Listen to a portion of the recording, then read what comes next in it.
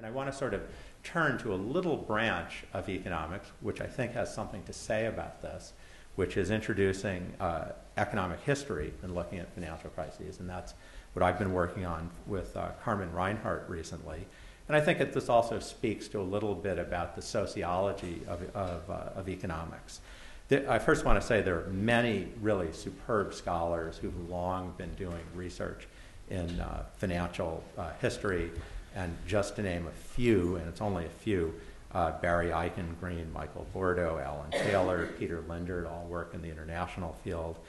Christina Romer, of course, who's at the Council of Economic Advisors, my colleague Claudia Golden.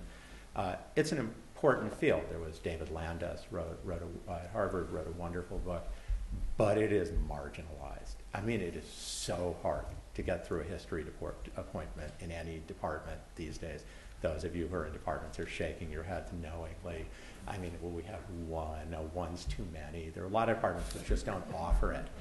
And I think, you know, that's an example of something where maybe the inward-looking nature, the triumphalism of theoretical macroeconomics maybe has had a little bit too much influence. I think, in fact, history has a lot to say for a very particular reason here, which is that when we look at these very rare events, it's very hard to calibrate them on normal data.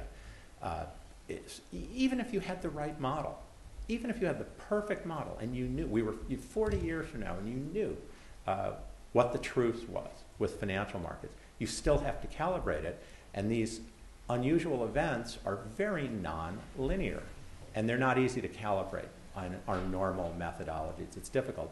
And history gives you a perspective on this calibration of what happens in these unusual events.